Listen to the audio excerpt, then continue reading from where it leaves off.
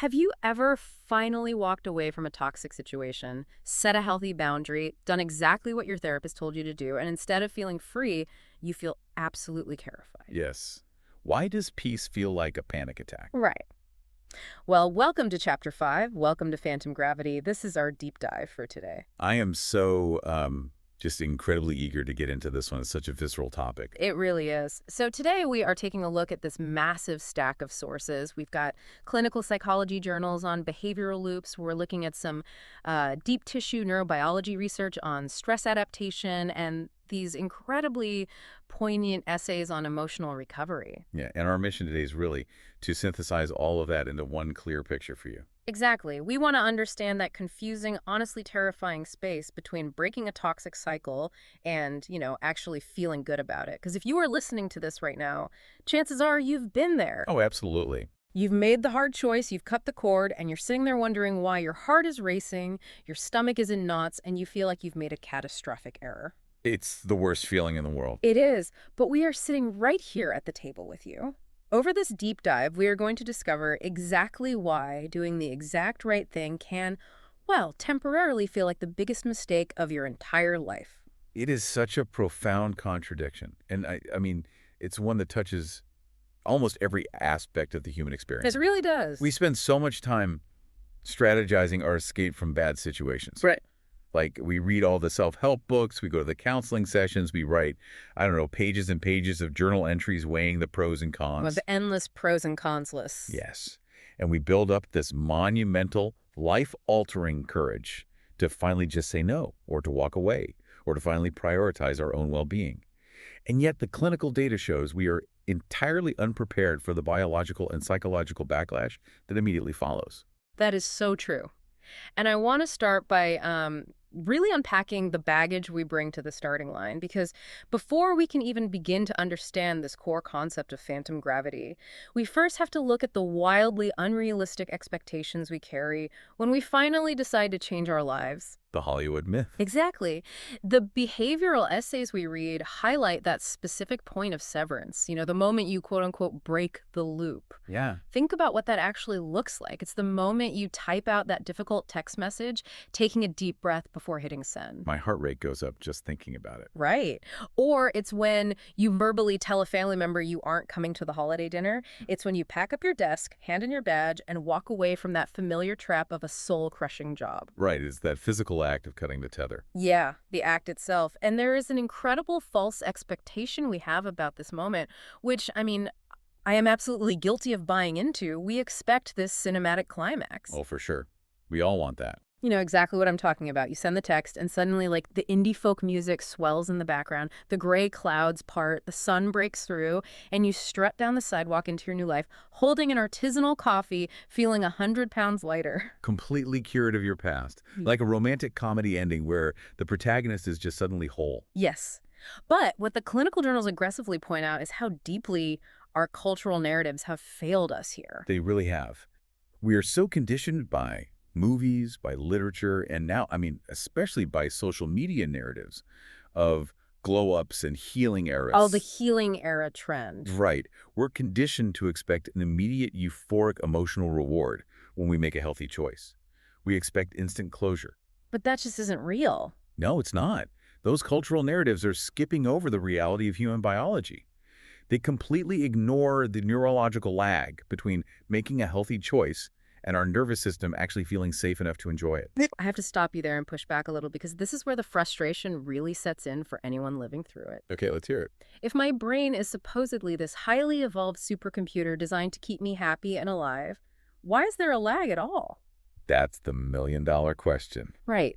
If I am literally dropping a massive emotional burden, say, I don't know, a relationship that has been draining my bank account and my sanity for 3 years, why wouldn't I instantly feel lighter? It's basic physics, isn't it? You would think so. Like, if you put down a heavy box of books, your arms feel relief immediately. The muscles relax the very second the weight is gone. So shouldn't emotional relief follow the same immediate physical law? Why does the mind resist the exact relief it has been begging for? Okay, that is the perfect question to expose the flaw in how we think about the brain. You're comparing the brain to a muscle holding a box. Yeah. But the brain operates more like a highly complex prediction engine. Yeah. To answer why there isn't immediate relief, we have to examine what your brain was doing before you broke the cycle. Okay, so looking at the past environment. Yes, we have to look at what your nervous system considers to be its baseline. You are assuming that peace is the human default state and that stress is just a temporary anomaly. Which feels illogical. It does feel logical. But from an evolutionary standpoint, the primitive brain doesn't care about peace. The brain cares about predictability. Wait, really? Because human behavior seems entirely driven by seeking comfort. Seems that way, yeah. We buy memory foam mattresses, we invent climate control, we want heated seats in our cars, we Yeah. absolutely love comfort. Are you saying our biology actually prefers discomfort as long as it comes with a schedule? Yes. And that is a crucial distinction to make. We seek physical comfort when we are safe, but your nervous system prioritizes predictable survival over psychological peace. Oh, wow. So if it knows the threat, it feels safer. Exactly. If you look at the evolutionary psychology research, the brain's primary job is to predict what is going to happen next so it can deploy resources to keep you alive. When you spend years living inside a specific chaotic pattern like saying yes when you mean no, constantly fixing a volatile partner's crises, or walking on eggshells around a narcissistic boss, your mind fundamentally adapts to the weight of that specific environment. It maps the chaos. So it basically learns the rhythm of the storm. Yes, and it prepares for it mechanically.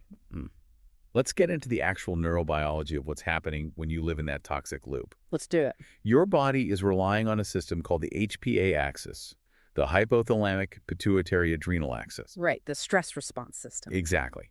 When you are constantly anticipating a threat, like, say, a text from that toxic friend, your hypothalamus sends a signal to your pituitary gland, which then tells your adrenal glands to pump out cortisol and adrenaline. And we throw the word cortisol around a lot in pop psychology, but we should really look at what it physically does. We really should. Cortisol is an alarm system. It literally changes how your body functions. It shunts blood away from your digestive system and your prefrontal cortex, which is the logical reasoning part of your brain. So it's turning off logic and digestion. Yep.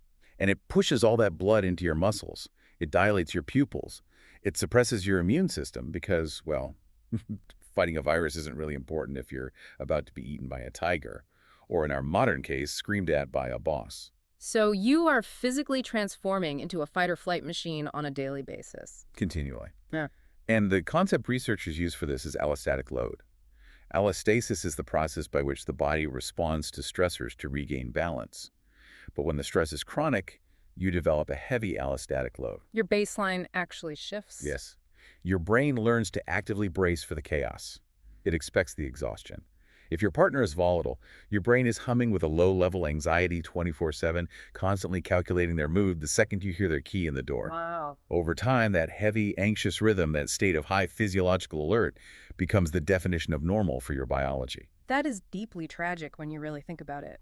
The tragedy of this anxious rhythm is that we spend so much energy bracing for the impact, that the physical and emotional bracing itself becomes our default posture in life. That's a beautiful way to put it. And the brain looks at that posture and says, I understand this environment. I have adapted to it. Right, it's saying, this is home now. Exactly. The brain is like, it's terrible. My heart rate is always elevated. My stomach always hurts. But I know exactly how this works. I can predict the chaos. To the primitive brain, the known chaos is infinitely safer than the unknown. I'm just marveling at this phrase from one of our essays, adapting to the weight. It makes me think about how people don't even realize they are carrying a boulder until you tell them to stand up straight. Oh, that is so true. You see someone who has been carrying an immense physical burden for years, and their whole skeletal structure has curled around it. The muscles have shortened, the spine has curved to accommodate the mass. Yeah, their body has literally changed shape. Right, so when you finally take the boulder off their back, they don't just snap upright into perfect posture.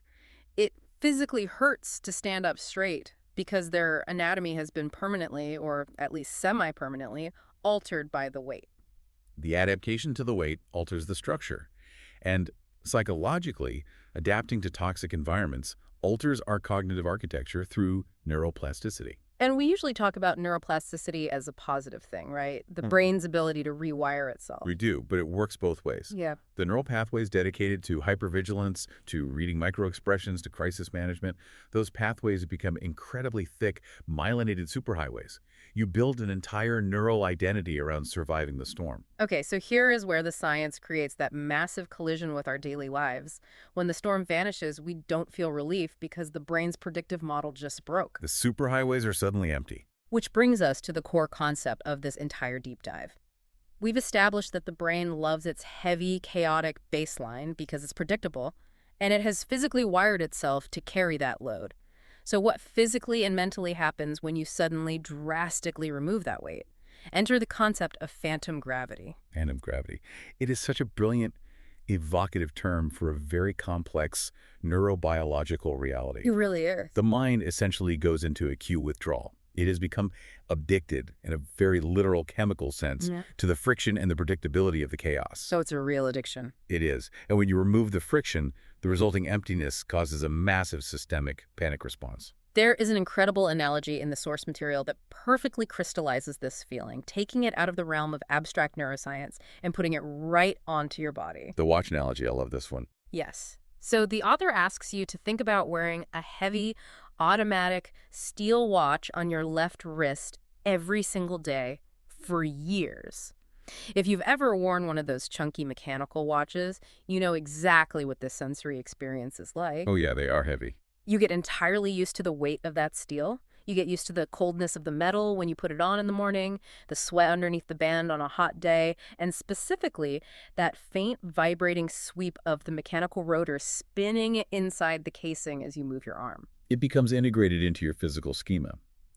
Through a mechanism called proprioception, which is your body's ability to sense its own position and movement in space, your brain actually updates its map of your body to include the weight and dimension of the watch. That is wild. It literally edits the map of your arm. Yes, it adjusts your muscle tension and your spatial awareness to account for that extra half-pound of steel. Right. And then one morning, you decide you're done with it. You take the watch off and leave it on your dresser. For the next week, your wrist feels strangely uncomfortably naked. You feel off balance. Completely. You keep raising your arm to check the time, staring at bare skin. You feel this bizarre ghost of the weight that is no longer there. Your arm actually feels too light, almost to the point of being unbalanced, like it wants to float upward. Because the muscles are still compensating for the weight. Exactly. And the text explicitly states that our emotional choices, our relational boundaries, work the exact same way. We feel the ghosts of the toxic relationship. It's a flawless encapsulation of proprioceptive memory. You've removed a physical object, but the sensory expectation remains wired into the brain. The brain is sending signals to your arm muscles to compensate for a weight that has vanished. I really want to build on this because reading that watch analogy sparked something else for me, something even more visceral and destabilizing. Okay, I'm intrigued. What is it? It's like stepping off a treadmill after running at a high speed for 45 minutes. Or, even better, stepping off a small boat onto dry land after a week at sea. Oh, sea legs. Yes, exactly. Sea legs. You step off the boat and onto the wooden dock. The ground beneath you is perfectly, undeniably, solidly still. It is concrete. But your body feels like the room is violently swayed. You stumble, you feel dizzy. You might even feel nauseous. But the environment around you is completely peace. The piece isn't moving. Your brain is just still bracing for the storm. It is still compensating for the waves that are no longer there. Wow. That analogy maps flawlessly onto the psychological phenomenon of phantom gravity. And it actually shares similar underlying neurology. Really? How so? Well, when you are on the boat, your vestibular system, which is the fluid-filled canals in your inner ear, has to constantly adjust to the pitch and roll of the ocean just to keep you from falling over. Right, it's working overtime. It takes an enormous amount of subconscious processing. Right. Your brain builds a predictive model. It says, every 3 seconds, the floor tilts left. Okay, I see where this is going. When you step onto the solid dock, your inner ear is still running the ocean algorithm. It predicts a wave that never comes, and it sends a massive adjustment signal to your leg muscles that you don't need. So you literally lean into a phantom wave, and you lose your balance on solid ground. You lean into a phantom wave. Oh, that gives me chills. That is exactly what we do in our relationships. We lean into the phantom wave. We do it all the time. We brace for the argument that isn't happening. We defend ourselves against an accusation that wasn't made. And that is the terror of the space between loops. Your nervous system is still predicting a storm that has already passed. When you experience phantom gravity after leaving a toxic situation, your emotional vestibular system is off balance. So you're stumbling around emotionally. Exactly. The environment is now safe and still, but your internal software is still running the crisis algorithm. The dizziness and nausea you feel on the dock translates psychologically to anxiety, dread, and a profound, agonizing sense of wrongness. It's wild to think that our own bodies and minds can gaslight us to that extreme. We are standing on perfectly solid ground, finally safe. Our bank accounts are recovering, our evenings are our own, and our brain is screaming, "We're going down, brace for impact, fire all the cortisol." Which is why understanding the mechanics of this is so vital. It normalizes the bizarre dissonance. It tells you you aren't crazy. Right. It tells you that the swaying you feel doesn't mean the ground is actually shaking. And it doesn't mean your intuition is warning you of a real threat. It just means the brain's software update hasn't finished downloading yet. Let's take these analogies off the wrist and off the treadmill and apply them to a highly specific real-world scenario. Let's look at what the essays describe as the Tuesday afternoon cafe, because I think this is where the theory is going to hit closest to home for anyone who has done the hard work of setting a boundary. This is where the neurobiology meets Tuesday at 2 p.m. Exactly. Imagine this. It's a Tuesday afternoon. You are sitting in a local cafe. There is a brown sugar iced latte sweating on the table in front of you. Sounds lovely. The sun is streaming through the window, and your phone sitting next to the latte is completely, wonderfully silent.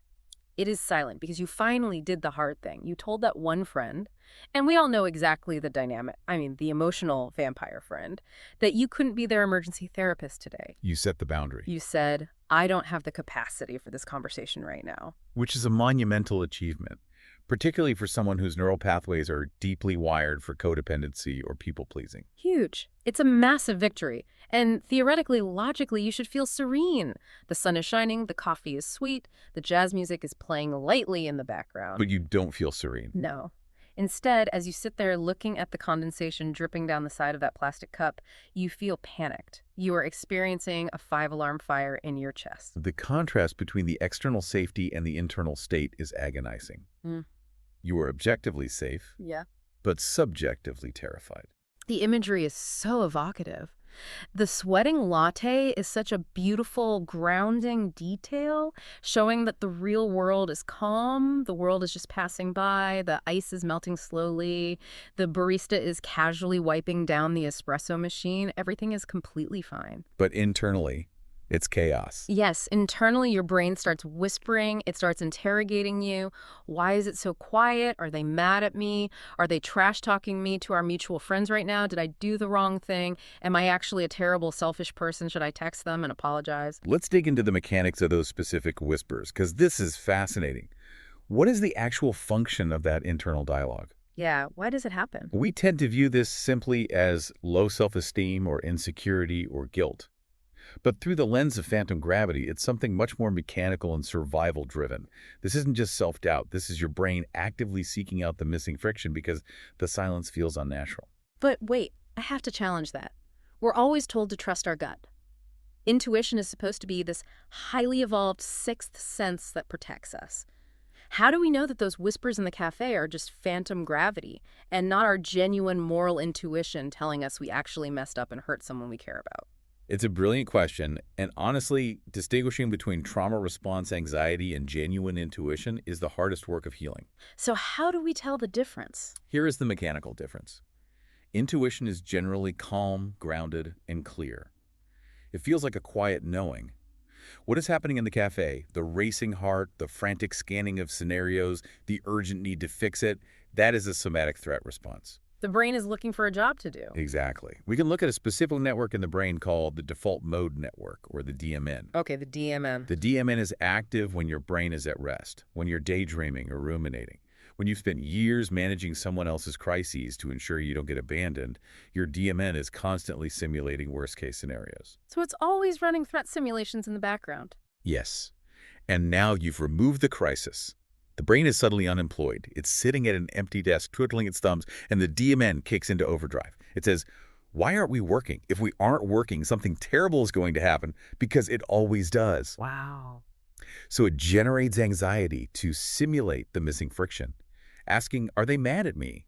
Is the brain's desperate way of reintroducing the familiar threat into the safe cafe just so it can feel normal again. It's like a seasoned security guard who has been patrolling a high-crime, dangerous perimeter for 20 years. You suddenly transfer him to a quiet, sleepy, gated suburb where nothing ever happens. That is a great comparison. Instead of relaxing in the guard shack, he's going to lose his mind. Every rustling bush is going to look like an intruder. A kid's lost balloon is going to look like a drone threat. The quiet itself becomes highly suspicious. And the absence of noise becomes the loudest, most terrifying sound in the room. Those internal whispers in the cafe, they are the security guard, looking for a threat that isn't there, trying to justify his own existence. But those whispers aren't just annoying or uncomfortable. As the research makes incredibly clear, they are profoundly dangerous. They are the siren song, pulling you toward the great trap. And this brings us to the climax of the episode, the most dangerous part of the space between loops. The trap of phantom gravity. This is where the majority of behavioral relapses occur. The clinical texts state that the panic you feel in that cafe is not a sign that you made the wrong choice, but that is exactly how we interpret it. Because it feels so real. We feel the panic, we feel the nausea, we feel the all-consuming anxiety, and our logical brain jumps in to make sense of the physical data. We think, oh no, I feel terrible, therefore I must have done something terrible. My intuition is telling me I made a mistake. We rationalize the physical feeling. But the science says no, that panic is just the gravitational pull of the old orbit trying to drag you back into the familiar dark. If we look at the broader behavioral data, this misinterpretation of internal signals is responsible for a staggering amount of cyclical human suffering. The mind is so chemically addicted to the old friction, the spikes of cortisol followed by the relief of resolving the crisis, that unfamiliar peace genuinely registers as an emergency. It thinks peace equals death. You've lived in the storm so long that quiet is a threat. And here's the fatal mistake. There is a specific concept from the essays that just stopped me in my tracks. It's the hinge upon which this entire cycle turns. We mistake the discomfort of the unfamiliar for the pain of the wrong. I need to repeat that for everyone listening, because it is the master key to this whole deep dive. We mistake the discomfort of the unfamiliar for the pain of the wrong. We are remarkably terrible at differentiating between this feels bad because it's genuinely harmful to me, and this feels bad simply because my brain has never processed this data before. And what happens when we make that mistake? The relapse. We are sitting in the cafe, the ice is melting in the latte, and we can't stand that weird, weightless, floating anxiety. It's too much to bear. We can't handle the phantom gravity pulling at us. The security guard is screaming that the quiet is dangerous. So what do? We run back. We go right back to the source. We pick up our phone and we text the ex. We take the extra shift at work. We send an apology paragraph to the friend who crossed our boundary, apologizing for speaking the truth. We literally strap the heavy steel watch back onto our wrist just to stop the phantom weight from driving us crazy. We self-sabotage the newfound peace in order to regain the predictability. Wait, it just clicked for me. It just completely clicked. Oh my gosh, people run back to their toxic exes or bad habits, not because they want the pain, but because they just want the weight back. They want things to feel normal again.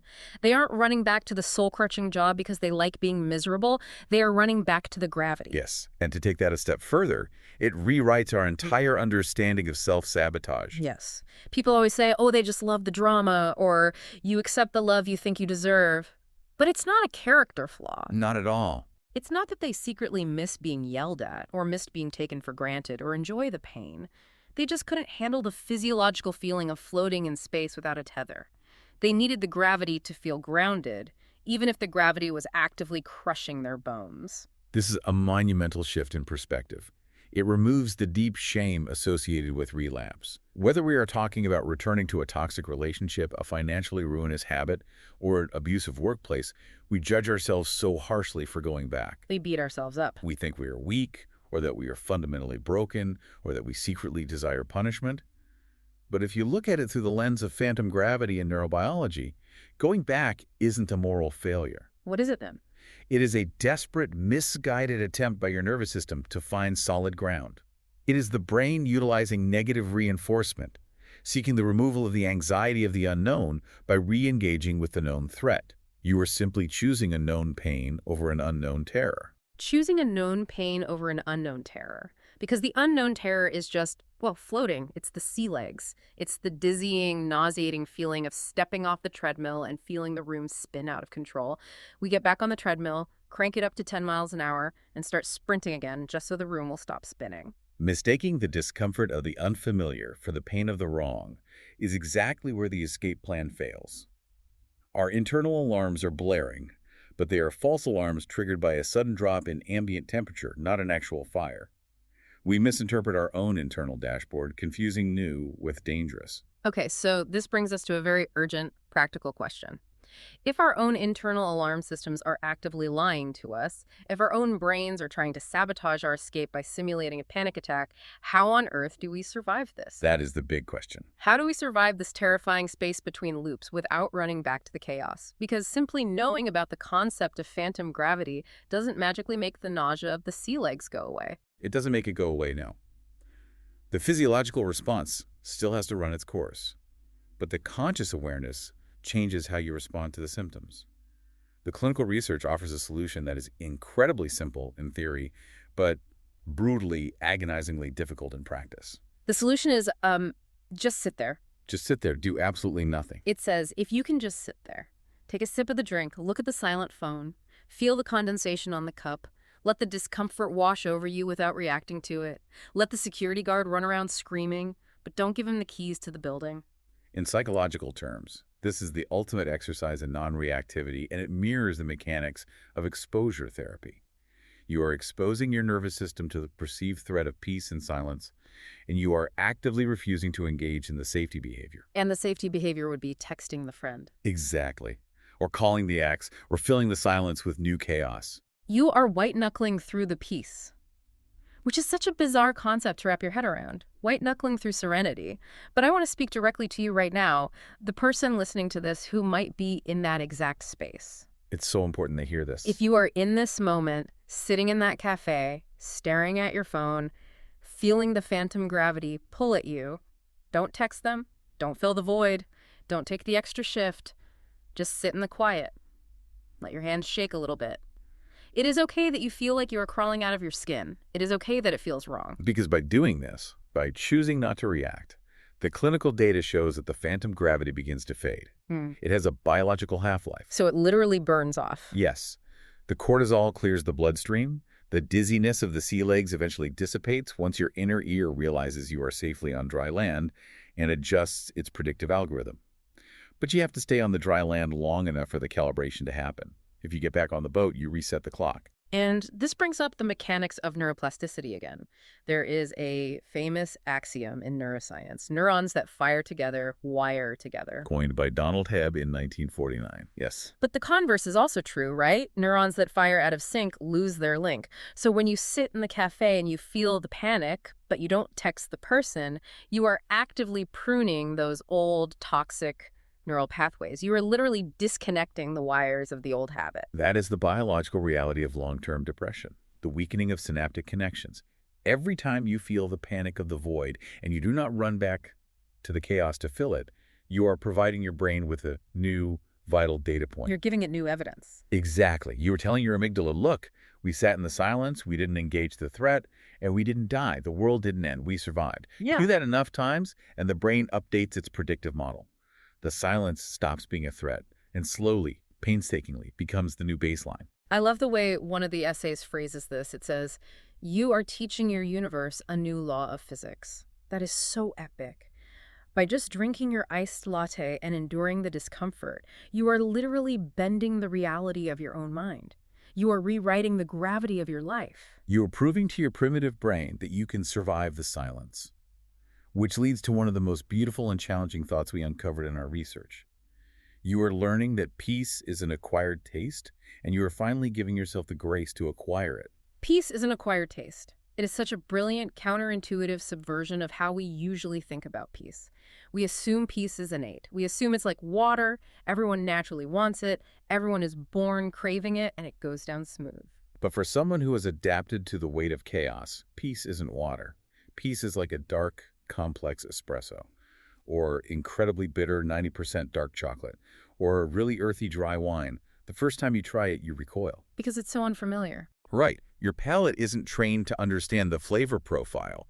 You want the sugary, hyper-stimulating, processed junk food of chaos because it's what you know. It provides an instant hit. Chaos is the fast food of human emotion. It's intensely flavored, it's immediate, it floods the system with a cheap rush of dopamine and adrenaline, and then it leaves you feeling sick and depleted an hour later. Exactly. Peace is subtle, it's quiet, it requires patience to appreciate. You have to train your emotional palate for it. You have to endure the initial bitterness, the anxiety, the boredom, the phantom gravity, until your sensory receptors adjust and you can begin to taste the deep, sustaining nuance of the calm. You have to sit at the table and keep taking sips until you realize it's actually exactly what your body needed all along. You're unlearning the addition to the heavy watch. You are learning to walk on solid ground without staggering. And that transition period, that space between loops, is the crucible of real, lasting change. It is where you forge the new baseline. It is agonizing, but it is deeply biologically necessary. So if you're sitting in the quiet today and your hands are shaking because the chaos is gone, don't move. You haven't made a mistake. You are just teaching your universe a new law of physics. Give yourself time to acquire the taste of peace. You earned it. But before we go, I want to leave you with one final thought to mull over, something that pulls this concept out of the personal and into the collective. We've talked so much about individual phantom gravity, our toxic relationships, our bad jobs. But what are the collective heavy watches our culture forces us to wear? Oh, that is a huge question. Think about hustle culture. Think about the 24-hour news cycle of constant outrage and manufactured emergencies.